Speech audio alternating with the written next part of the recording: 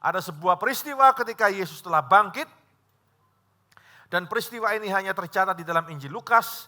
Ketika Yesus menampakkan diri kepada beberapa orang, kepada banyak orang. Ya, selama 40 hari, 40 malam, Yesus menampakkan diri kepada mereka semuanya. Mujizat jalan Emmaus. Saudara, banyak orang bertanya seperti ini. Oh, berarti ketika Yesus setelah bangkit, itu Yesus tidak langsung naik ya. Yesus masih, ini dalam bahasa manusia saudara ya. Ada yang tanya, banyak yang tanya seperti ini. Oh, berarti Yesus gentayangan ya. Konsepnya itu gentayangan saudara ya kan. Berarti Yesus gentayangan, oh berarti betul ya. Kalau orang meninggal itu, ya itu rohnya itu masih berada di dekat ya, sehingga kemudian ini dalam kepercayaan budaya kita ya, Bapak Ibu ya, banyak yang ngomong seperti itu ya. Bapak Ibu saudara-saudari, tidak. Bedanya apa? Ya, Alkitab jelas mengatakan ketika manusia biasa seperti kita, ya, kalau pada waktunya dipanggil oleh Tuhan, kita akan langsung dibawa ke pangkuan Abraham, itu adalah firman Tuhan. Betul Saudara? Ini Yesus jangan disamakan sama kita, gitu loh. Ya. Kenapa Yesus masih ada di dunia 40 hari 40 malam? Ada maksud khusus. Ya, ada tujuan khusus. Kenapa? Karena dia ingin menyatakan dirinya kepada murid-muridnya. Ya, sebelum Roh Kudus tercurah, sebelum dia naik ke surga di hadapan mereka semuanya, dia ingin menyatakan dirinya kepada beberapa orang, menjadi kesaksian bahwa betul kebangkitannya itu adalah sebuah fakta, itu realita, itu bukan omong kosong, itu bukan cerita jempol, saudara, isapan jempol belaka. Amin, saudara. Dan untuk meyakinkan murid-muridnya itu loh, meyakinkan mereka yang imannya baru tumbuh saudara ya, barusan seperti tanaman baru bertumbuh. Untuk meyakinkan mereka semuanya itu, dia perlu 40 hari, 40 malam sebagai tanda kesempurnaan untuk apa? Untuk datang kepada orang per orang, kepada banyak orang untuk memberikan kesaksian bahwa memang betul dia telah bangkit. Dan tidak ada manusia, tidak ada satu orang pun pendiri agama di dunia ini mati lalu bangkit. Hanya Kristus seorang. Amin Bapak Ibu. Ya, hanya Kristus seorang. Pendiri-pendiri agama besar di dunia ini, ketika mereka mati, mereka tidak pernah bangkit lagi. Ketika mereka mati, mereka hanya mengatakan kata-kata harapan, kata-kata semoga dosaku diampuni. Mereka bicara seperti itu, saudara. Ya kan? Muhammad berkata seperti itu, semoga dosaku diampuni. Yang paling parah adalah salah satu filsuf yang namanya Aristoteles itu, saudara. Ya, atau Sokrates, saya lupa salah satu ya. Ketika dia mau mati, dia ngomong apa saudara? Ya, oh jangan aku mati sekarang, aku masih punya hutang 3 ayam. Ternyata punya hutang ayam 3 saudara ya kan? Ya kan? Belum bayar ayamnya, ya utang ayamnya saudara ya. Dia mati dalam keadaan seperti itu. Siapa yang tidak kenal Sokrates? Nama besar, filsuf besar. Ternyata pada waktu matinya juga tanpa pengharapan. Siapa lagi? Semua saudara. Semua pendiri-pendiri agama besar dunia ini, mereka mati juga tanpa pengharapan. You name it. Confucius juga mengatakan hal yang sama. Dia mati tanpa pengharapan. Saudara, kalau dilihat secara realita, kadang kalau kita bandingkan, Yesus seolah-olah hidupnya, seolah-olah, ya, hidupnya berapa tahun sih? Saudara, 33,5 tahun, betul? Ya, dan itu pun dia baru berkarya dengan hebat 3,5 tahun belakang. Umur 0 ketika dia lahir sampai umur 30 tahun adalah masa persiapan Yesus. Ada banyak persiapan yang harus dia lakukan saudara di sana. Dia berkarya hanya 3,5 tahun. Yesus belum sempat buat lagu. Yesus belum sempat karang lagu. Yesus belum sempat tulis buku. Betul? Injil yang kita baca hari ini adalah kesaksian tentang Yesus yang ditulis oleh murid-murid Yesus. Menjadi kesaksian bagi kita semua hari ini. Yesus belum sempat tampil di mana? Di panggung dunia. Yesus belum sempat buat ini dan buat itu. Yesus belum sempat membuat sebuah karya fenomenal, kitab suci yang akan menjadi pegangan bagi penerus-penerusnya, murid-muridnya. 3,5 tahun hidupnya. Kalau dipandang dengan cara mata manusia, maka hidup Yesus, kalau dipandang dengan standar kita hari ini. Saudara ya, kalau hari ini orang haus akan pencapaian, orang ingin buat ini, buat itu, orang ingin menghasilkan ini, menghasilkan itu sebagai legacy atau warisan bagi orang-orang yang mengenalnya, bagi semua orang. Ya, orang ingin eksis hari ini, orang ingin melakukan banyak hal, saudara. Ya, di dunia sosial media atau dimanapun banyak saluran hari ini. Orang ingin eksis, orang ingin buat ini, buat itu untuk meninggalkan warisan. Kalau dipandang dengan pandangan kita hari ini, Yesus adalah seorang yang gagal mungkin. Dia tidak sempat tulis buku, dia tidak sempat karang lagu, dia tidak sempat buat akun Instagram kayak kita, saudara. Dia tidak sempat megal-megal di TikTok sana, ya kan? Dia tidak sempat buat ini, buat itu, dia tidak sempat. Apa yang dilakukan saudara? Semuanya, semua pendiri-pendiri agama yang lain mereka membuat itu. Mereka mewariskan sesuatu. Mereka buat ini dan buat itu. Hidup Yesus cuma 33,5 tahun. Sangat singkat, sangat singkat. Pendiri-pendiri agama besar yang lain mati pada usia 62 tahun, 70 tahun, 80, ada yang 90 tahun ke atas. Hidup yang singkat ini di mata manusia adalah kegagalan. Memang salib adalah kebodohan bagi mereka akan binasa. Tapi salib adalah kekekalan buat mereka yang mengenal Dia. Amin saudara. Saudara, itulah Yesus. 33,5 tahun dan 3,5 tahun terakhir ini Dia melakukan hal yang impactful, yang kekal, yang bernilai kekekalan bagi setiap kita semuanya. Dan tidak ada satupun dari mereka yang mati lalu bangkit, hanya Kristus semata. Dan itu tercatat saudara, itu dicatat, dibuktikan di dalam fakta sejarah. Dan banyak orang, sekalipun itu tercatat, banyak orang hari ini juga masih menolak Dia, meragukan kebangkitannya. Itulah kenapa Injil mencatat fakta kebangkitan Kristus, supaya ini menjadi sebuah legacy untuk kita, warisan buat kita, catatan bagi kita, bahwa apa yang tertulis adalah sebuah kebenaran. Amin saudara, adalah sebuah kebenaran. Adalah sebuah kebenaran. Pada hari itu, ayat 13, 2 orang dari murid-murid Yesus pergi ke sebuah kampung bernama Emmaus. Lagi rame nih, lagi viral nih, bahasa kita sekarang ya. Lagi viral. Waduh, mati bangkit. Kuburnya kosong. Semua rame saudara hari itu. Ya, gempar, viral betul. Ya, lalu kemudian para pemuka agama pada waktu itu mereka merancangkan sebuah hoaks. Hoaks enggak cuma hari ini, hoaks sudah ada zaman itu saudara. Ya, gawat nih. Kalau betul-betul ini viral, ya, kalau kita tidak ciptakan sebuah hoaks, sebentar lagi pemilu ya Bapak Ibu ya. Jangan kaget tadi banyak hoaks di pemilu ini ya. Ya. Kalau kita tidak ciptakan narasi hoaks, ya kan? Maka ini gawat ini. Ya, banyak orang akan pindah ini. Banyak orang akan pindah agama ini. Ya, banyak orang akan jadi pengikut Yesus ini. Gawat nih. Ya, agama kita waktu itu ya saudara ya, agama kita akan kehilangan banyak pengikut nih. Maka kita harus ciptakan narasi hoaks. Kita ciptakan narasi untuk menyerang mereka. Ini politik dalam agama.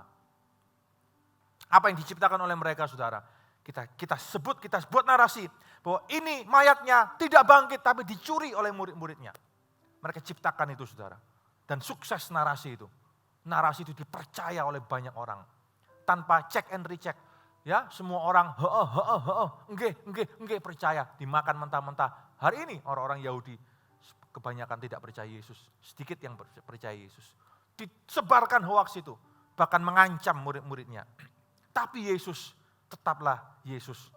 Sekali Yesus, selamanya Yesus katanya lagu itu saudara ya. Dia tetap menampakkan diri kepada orang-orang yang memang layak untuk menerima anugerah itu. 2 orang murid. Ini bukan murid utama, bukan 12 murid. Yesus punya banyak murid saudara. Ada 12 itu lingkaran pertama, 70 murid itu lingkaran kedua, 500 murid lingkaran ketiga, dan banyak lagi yang lain di luar sana. Ribuan. Oke? Yang percaya Yesus itu banyak ribuan. Sehingga mereka enggak main-main tuh. Ya, mereka pada waktu merancang plot pembunuhan Yesus itu mereka betul-betul main strategi betul. Kapan waktu yang tepat untuk menangkap Yesus? Karena kalau enggak saudara, kalau mereka nangkapnya di siang hari bolong, bonyok mereka. Yang bela Yesus itu luar biasa banyak. Halo, masa itu sudah. Ya, mereka tahu kenapa waktu itu Yesus tangkap di Getsemani pada waktu malam. Pada waktu tengah malam itu kenapa saudara? Karena semuanya sudah capek. Itu hari raya Paskah, semuanya ribut hari raya, perayaan Paskah. Oke, makan malam Paskah, perjamuan itu loh saudara, perjamuan kemarin di Jumat Agung itu. Dan mereka capek semuanya. Pada waktu semua orang capek itulah mereka bergerak. Wah ini bukan serangan fajar kalau pemilu ya saudara ya, ini serangan senja. Ya, serangan senja, ditangkap Yesus di sana. Ketika semuanya lagi sepi, semuanya lagi ngorok semuanya, ditangkap Yesus di sana. Saudara, dua orang ini adalah bagian dari 70 murid itu.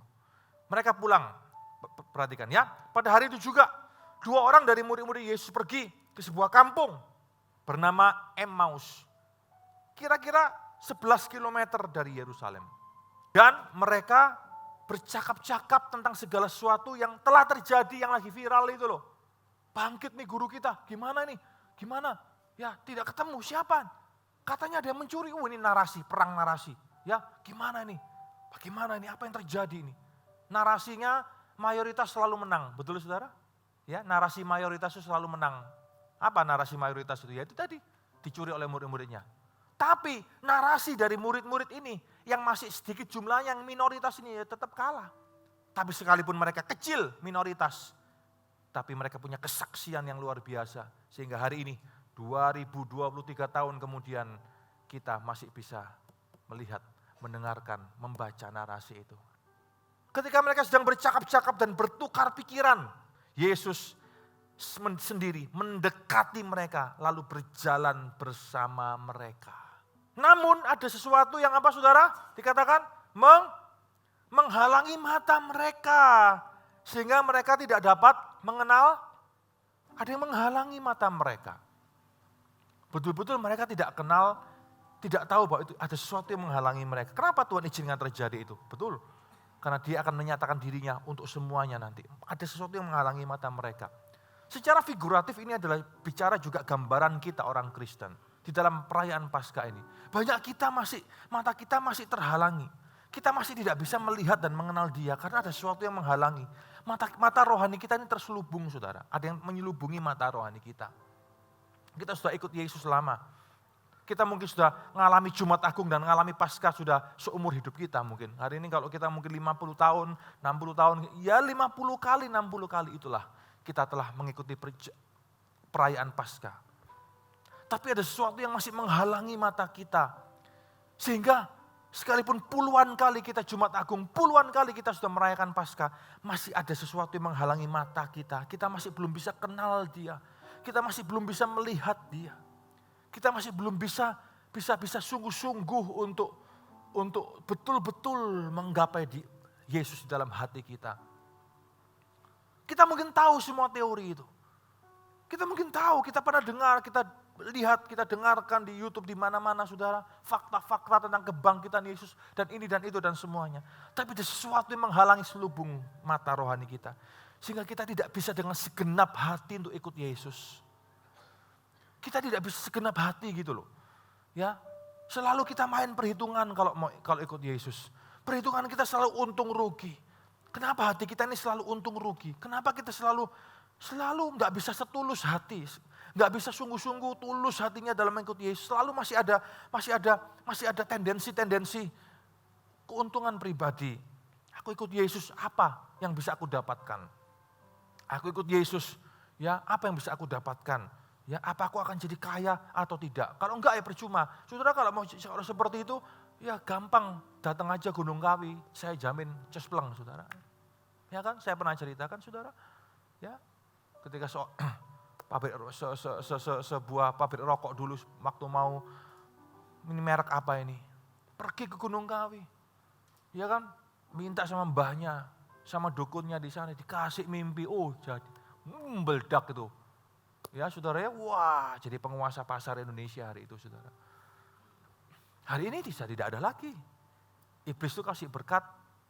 Iblis kalau kasih berkat ada tumbalnya. Halo? Ya, ada tumbalnya. Yesus kalau kasih berkat tidak perlu tumbal. Tumbalnya sudah dirinya sendiri di atas kayu salib. Amin saudara. Kenapa kita nih kalau mau ikut Yesus, kenapa hari ini? Kita nggak bisa kita nggak bisa tulus begitu loh. Kita nggak bisa sungguh-sungguh, segenap hati, ya tanpa perhitungan. Kenapa kita selalu masih ada sisi-sisi itu di dalam hati kita? Karena Mata kita masih terselubung. Kita belum bisa mengenal dia, kita masih belum bisa melihat dia sungguh-sungguh. Kita masih belum bisa untuk kita ini senangnya asiknya rame-rame gitu loh saudara. Iman kita ini masih iman komunal ya, imannya masih asiknya rame-rame. Asiknya rame-rame sama semuanya rame-rame. Tapi secara personal, iman kita belum bisa seperti itu. Sama, mereka berjalan sama-sama Yesus, ngomong-ngomong, percakapkan itu dalam perjalanan 11 km itu. Jalan kaki 11 km lama loh saudara, lama loh Bapak Ibu. Ya, ngomong-ngomong, tapi tetap mereka terselubung, mereka tidak tahu itu Yesus. Apakah Yesus berubah rupa? Tidak saudara, rupanya ya seperti itu. Tapi mereka tidak bisa melihat Yesus. Mata mereka terselubung. Bagaimana dengan kita hari ini? Yesus berkata kepada mereka ayat 17, apakah yang kamu percakapkan sementara kamu berjalan? Lalu berhentilah mereka dengan muka muram. Mereka sedih saudara. Seorang dari mereka namanya Kleopas menjawabnya. Apakah engkau satu-satunya orang asing di Yerusalem yang tidak tahu apa yang terjadi di situ pada hari-hari ini? Jawab mereka, apa yang terjadi? Apa yang terjadi dengan Yesus orang Nazaret? Dia seorang nabi yang berkuasa dalam pekerjaan dan perkataan di hadapan Allah dan seluruh bangsa kami. Namun imam-imam kepala dan pemimpin-pemimpin kami telah menyerahkan dia untuk dihukum mati. Dan mereka telah menyalibkannya. Padahal kami dulu mengharapkan, apa saudara? Bahwa dialah yang akan apa? Membebaskan bangsa Israel. Sementara itu sekarang sudah hari ketiga sejak semuanya terjadi. Saudara, yang pertama tadi adalah mata kita terselubung. Mata kita mungkin masih terselubung, ada banyak hal yang kita tidak bisa lihat. Akibat mata kita terselubung, kita tidak bisa segenap hati untuk ikut Yesus. Ya, kita masih penuh dengan perhitungan, kita masih ini dan itu. Kita tidak bisa dengan sepenuhnya. Saudara, itulah perjuangan kita. Yang kedua adalah ini, seperti orang ini katakan saudara, padahal kami harapkan dialah yang akan membebaskan bangsa Israel. Saudara, mungkin Yesus hari ini tidak seperti yang Anda harapkan. Ingat skrip kemarin di drama kemarin. Ya, sekalipun aku tidak seperti yang engkau harapkan. Itu kata Yesus kepada murid-muridnya. Saudara, kadangkala kita mengharapkan Yesus yang lain. Another Jesus. Kita mengharapkan Yesus yang lain. Yesus imajiner. Yesus yang ada dalam bayangan kita. Kita menolak Yesus yang Alkitabiah, yang ditulis di Alkitab ini. Kita mengharapkan Yesus sesuai dengan imajinasi kita masing-masing. Kita mengharapkan Yesus sesuai dengan bayangan kita masing-masing. Sesuai dengan harapan kita masing-masing. Kita mengharapkan Yesus seperti maunya kita masing-masing. Sehingga pasca demi pasca yang kita lewati, kita tidak pernah berubah. Karena kita telah menciptakan Yesus yang lain, another Jesus. Menciptakan Yesus yang lain, Yesus imajiner yang ada dalam bayangan pikiran kita, di dalam kehidupan kita. Aku maunya Yesus yang seperti ini, aku maunya Yesus yang seperti ini, aku maunya Yesus yang seperti itu, aku maunya Yesus yang seperti ini. Semuanya kita sesuaikan dengan kebutuhan konteks hidup kita masing-masing. Sama dengan orang-orang pada zaman itu bukan? Mereka mengharapkan bahwa Yesus ini yang telah menyatakan mujizatnya yang luar biasa itu akan membebaskan mereka. Akan memimpin mereka, memimpin Israel menjadi bangsa yang merdeka. Itu harapan mereka, itu maunya mereka. Itulah Yesus imajiner yang mereka ciptakan. Harapan mereka yang mereka ciptakan sendiri.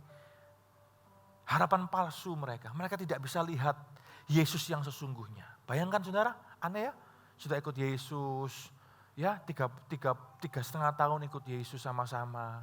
Ya, bersama dengan Yesus, berjalan dengan Yesus, makan sama Yesus, mendengarkan khotbah Yesus, melihat kehidupan Yesus, mendengarkan firman yang keluar langsung dari mulut, melihat wajah Yesus seperti apa, wajah Yesus yang bagaimana, wajah Yesus kan yang kita lihat di lukisan hari ini kan hanya rekaan saja saudara. Ya, aneh ya, orang yang punya hak istimewa semacam itu, mereka tetap punya harapan-harapan palsu mengenai Yesus. Mereka imajiner bayangan mereka. Mereka masih mengharapkan Yesus yang lain. Bayangkan, apakah kita hari ini sama dengan mereka Bapak Ibu? Kita masih mengharapkan Yesus yang imajiner, Yesus yang lain, Yesus yang palsu, yang sesuai dengan bayangan kita, harapan kita. Kita menolak Yesus yang sesungguhnya. Kita menolak Yesus yang Alkitabiah. Karena kita sudah memiliki konsep, oh Yesus yang aku ingin ini seperti another Jesus. Bapak Ibu Saudara-saudari, mari kita kembali kepada apa yang benar. Bahkan sampai Yesus naik ke surga, mau naik ke surga, mereka masih mengharapkan Yesus yang lain. Mereka tanya kepada Yesus kan, kapan engkau akan memulihkan kembali kerajaan bagi kami Israel? Kapan engkau akan memulihkan kembali bangsa kami merdeka? Kapan? Mereka masih mikir yang lain. Lihat saudara, Yesus sudah mau naik ke surga. Pertanyaan terakhir mereka itu, mereka masih mengharapkan another Jesus. Mereka masih mengharapkan Yesus yang sesuai dengan isi hati mereka. Kabar baiknya adalah Tuhan tidak pernah mengecewakan mereka. Tuhan tidak pernah kecewa dengan mereka. Justru orang-orang yang semacam itu tetap dipilih oleh Tuhan. Amin saudara. Sama dengan saudara dan saya hari ini. Mari, yang kedua ini saudara, mari kita tidak mengharapkan Yesus yang imajiner. Yesus yang lain. Mari kita betul-betul datang dan betul-betul mengharapkan Yesus yang sesungguhnya yang akan bekerja di dalam kehidupan kita. Amin saudara. Nyatakan Tuhan, nyatakan seperti yang engkau ingini. Bukan seperti yang apa aku ingini dalam hidup kita. Ini poin yang penting sekali saudara. Banyak orang sudah kehilangan itu hari ini. Banyak orang mengharapkan yang aneh-aneh. Banyak orang yang tidak bisa melihat Yesus yang sesungguhnya. Dan mereka menciptakan teori macam-macam. Mereka menciptakan hal yang macam-macam. Sebagian disesuaikan dengan konteks hidupnya. Sebagian disesuaikan dengan yang lain-lain saudara. Ya, yang lain-lain. Ya, sebagian disesuaikan dengan pemahaman-pemahaman mereka yang aneh-aneh. Sebuah gereja di Jakarta mulai memanggil Yesus dengan sebutan Mother Jesus. Kenapa? Karena mereka terpengaruh oleh sebuah filosofi yang namanya feminisme. Dan mereka kemudian mulai memfemininkan semuanya. Saudara, ya kan? Mereka mulai memanggil dengan sebutan Mother God, Mother Earth, Mother Jesus. Dan semuanya mulai diubah. Ya, dan itu mulai diajarkan dari sekolah minggunya saudara. Anak-anak sekolah minggunya sekarang mulai diajarkan, mulai manggil Tuhan dengan sebutan Mother God. Aneh-aneh kan saudara? Banyak yang aneh-aneh di dunia ini. Bahkan gereja pun sudah disusupi oleh yang itu-itu. Mereka sangat kental sekali, ya. Mereka sangat kental sekali dengan fair-fairan, terang-terangan memajang atau mempost story dalam Instagram mereka, saudara. Bendera-bendera lambang dari gerakan feminisme, bendera lambang dari gerakan LGBT.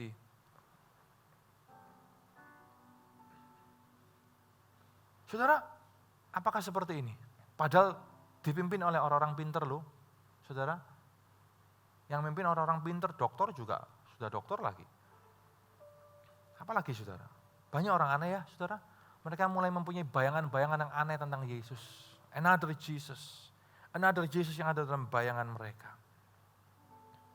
Come on, Bapak Ibu Saudara-saudari, mari kita hari ini datang kembali kepada Yesus yang Alkitabiah. Jangan ciptakan Yesus yang imajiner. Apapun yang ada dalam bayanganmu hari ini, taruh kembali di atas altar. Sesuaikan kembali dengan apa yang Alkitab katakan tentang Yesus. Sesuaikan kembali semuanya, sesuaikan lagi, selaraskan kembali dengan apa yang Alkitab katakan tentang Yesus. Amin Bapak Ibu, saudara-saudari. Ya, ayo. Ya, jangan ciptakan Yesus yang imajiner, another Jesus. Lanjut saudara. Beberapa perempuan dari kalangan kami telah mengejutkan kami. Pagi-pagi buta, mereka telah pergi ke kubur dan tidak menemukan mayatnya. Lalu mereka datang dengan berita bahwa telah kelihatan kepada mereka malaikat-malaikat yang mengatakan bahwa ia hidup. Beberapa teman kami telah pergi ke kubur itu mendapati persis seperti yang dikatakan perempuan-perempuan itu, tetapi dia tidak mereka lihat. Kalau ada yang beda, saya pakai Alkitab yang terjemahan terbaru, saudara ya. Belum ada di online memang. Oke, lanjut ya saudara ya.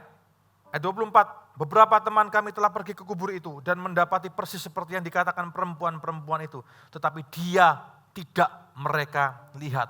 Semuanya ingin bukti kan? Semuanya ingin bukti. Buktikan. Semua pergi ke kubur itu. Mereka betul-betul melihat kosong kubur itu. Ya, kosong. Padahal kubur itu disegel loh saudara. Ya, disegel oleh segel Romawi itu adalah segel yang mustahil untuk dicopot. Ya, itu butuh kekuatan beberapa orang tentara untuk melepas segel itu. Sudah dikubur dalam kubur batu, oke, ditutup dengan batu yang demikian berat dan besar, disegel lagi. Saudara, manusia 12 murid itu mau ngelepas segel itu pun belum tentu bisa. Kalau bukan pekerjaan Allah, pekerjaan siapa? Mereka butuh bukti bahwa ia hidup. Lalu ia berkata kepada mereka, ayat 25, hai kamu orang bodoh, betapa lambannya hatimu untuk mempercayai segala sesuatu yang telah dikatakan para nabi. Bukankah Mesias harus menderita semuanya itu untuk masuk ke dalam kemuliaannya? Lalu ia menjelaskan kepada mereka apa yang tertulis tentang dia dalam seluruh kitab suci, mulai dari kitab Musa dan segala kitab nabi-nabi. Kejadian sampai Maleakhi. Yesus ngajar saudara itu sambil jalan 11 km itu. Menjelaskan nubuatan Mesias yang digenapi itu. Betapa lambannya hatimu untuk mengerti. Hai engkau orang-orang bodoh, kata Yesus kepada dua orang itu.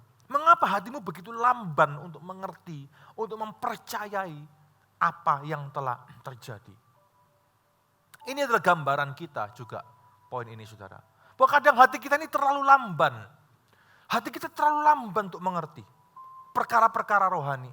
Hati kita terlalu lamban untuk mengerti pekerjaan Tuhan. Hati kita terlalu lamban untuk mengerti maksud Tuhan, cara Tuhan berbicara dalam hidup kita. Kadang kita mengembangkan sesuatu yang aneh-aneh. Ya, saudara, kita mengembangkan sesuatu yang cara-cara yang aneh-aneh. Kita minta Tuhan berbicara dengan konsep kita sendiri. Kita jadi rasa-rasa, kita jadi seperti sugesti-sugesti begitu loh. Oh, itu berarti Tuhan berbicara. Ada apa-apa, Tuhan ngomong apa. Ada apa-apa, Tuhan ngomong apa. Tidak bisa begitu saudara. Kadang-kadang konsep kita sudah konsep yang sudah seperti itu. Ya, tunggu Tuhan bicara. Tuhan ngomong apa dulu. Loh betul saya percaya, tapi bukan itu konsepnya saudara. Bukan begitu. Kalau Tuhan tidak bicara, kita tidak berjalan. You know what? Kadang Tuhan berbicara, Tuhan tidak berbicara dengan audible. Tuhan tidak berbicara dengan suara-suara yang kita rasa-rasa, sugesti-sugesti kita rasa kita dengar. Kalau kita betul-betul mengenal Yesus, kalau kita betul-betul mengenal Dia, Bapak Ibu, kita akan bisa melihat tangan suara Allah juga. Tangan Allah bekerja di dalam setiap kehidupan kita. Kita akan bisa melihat jejak hikmat. Tuhan akan berikan kita hikmat. Hikmat untuk melihat Tuhan berbicara dan Tuhan bekerja dalam situasi-situasi dan kondisi yang sedang kita alami yang terjadi di dalam kehidupan kita. Amin. Tidak perlu kita mengembangkan suara-suara yang kita mau dengar secara sugesti. Tidak perlu saudara. Tidak perlu. Itu nanti akan mengacaukan banyak hal. Amin Bapak Ibu. Jangan lagi dalam hidup dalam apa ya? Yang apa tuh? Klinik-klinik semacam itulah. Ya, klinik Kristen yang kita ciptakan sendiri kadang-kala seperti itu. Superstitious seperti itu saudara. Jangan seperti itu. Kita mau kemana hari ini? Tanya Tuhan dulu. Gak perlu. Ngapain? CG kita mau out, besok CG out. Mau kemana? Mari kita berdoa, kita tanya Tuhan dulu. Ngapain? Buka Google aja. Cari tempat yang bagus. Selesai. Yang gitu-gitu gak perlu cara aneh-aneh begitulah saudara. Wah sudah 5 CG nih, mau dibelah, kita tanya Tuhan dulu. Tuhan tidak berbicara, tidak ngangkat lagi loh. Saudara hancur saudara. Oke? Kadang kita mengembangkan hal yang aneh-aneh dalam hidup ini. Yang tidak sesuai dengan cara Tuhan. Kalau kita betul-betul kenal Yesus, kenal Dia, mengenal Dia dalam perjalanan hidup kita. Kita akan diberikan hikmat untuk melihat. cara Allah bekerja, tangan Tuhan bekerja. Setiap hari. Tuhan mau apa? Kita bisa lihat dalam trace kehidupan kita, arah ke depan semuanya akan kita bisa lihat.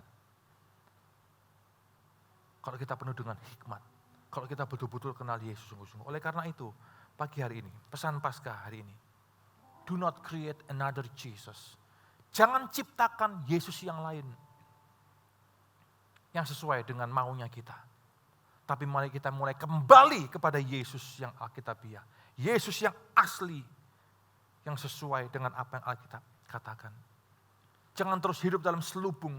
Hari ini kiranya Roh Kudus mencabut selubung mata rohani kita. Sehingga kita bisa mengenal Dia sungguh-sungguh. Mengenal hatinya, firman-Nya sungguh-sungguh. Dan kita berjalan untuk mengenal Dia. Mengenal suaranya di dalam kehidupan kita. Amin Bapak Ibu. Mari kita kenal Dia. Mari kita kenal Dia dengan harapan yang pasti. Bukan dengan harapan yang kosong. Bukan dengan bayangan-bayangan sugesti kita. Tapi sesuai dengan yang Alkitab katakan. Mari kita hidup berkemenangan setiap hari. Mari kita hidup berkemenangan di dalam Yesus setiap hari. Mari saya lanjutkan dulu cerita ini saudara. Lanjut ya. Mereka mendekati kampung yang mereka tuju. Lalu ia berbuat seolah-olah hendak meneruskan perjalanannya. Sudah ya, aku pergi dulu. Namun mereka sangat mendesak. Katanya, tinggallah bersama kami, sudah malam loh. Ya, ngineplah semalam bersama-sama dengan kami, kita makan dulu. Lalu masuklah ia untuk tinggal bersama dengan mereka. Tinggal bersama dengan mereka. Waktu ia duduk makan dan dengan mereka ia mengambil roti, mengucap syukur, memecah-mecahkannya, memberikannya kepada mereka. Nah, ketika itu terjadi, saudara, terbukalah mata mereka. Mereka mengenal Dia, tetapi ia lenyap dari tengah-tengah mereka. Baru tahu kalau itu Yesus. Baru tahu kalau itu Yesus. Kata mereka kepada yang seorang kepada yang lain, bukankah hati kita berkobar-kobar ketika ia berbicara dengan kita di tengah jalan, ketika ia menerangkan kitab suci kepada kita. Lalu berangkatlah mereka dan terus kembali ke Yerusalem. Di situ mereka mendapati ke-11 rasul itu dan orang-orang yang ada bersama dengan mereka sedang berkumpul. Kata mereka itu, sesungguhnya Tuhan telah bangkit dan telah menampakkan diri kepada Simon.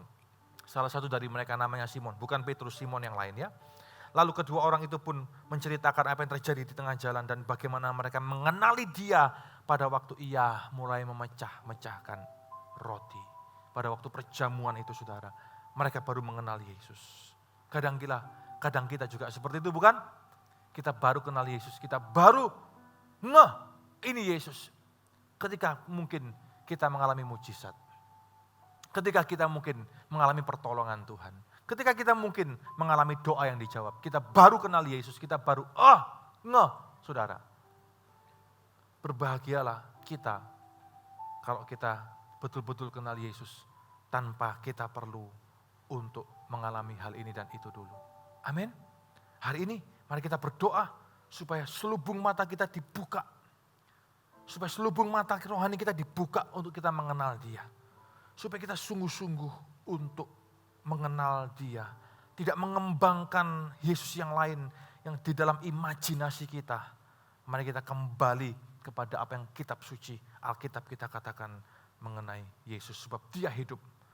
Dan ketika Dia hidup, ada hari esok untuk saudara dan saya. Ada hari esok untuk kita semuanya. Amin Bapak Ibu. Ada hari esok bagi keluarga kita. Ada hari esok untuk semua orang yang percaya kepadanya.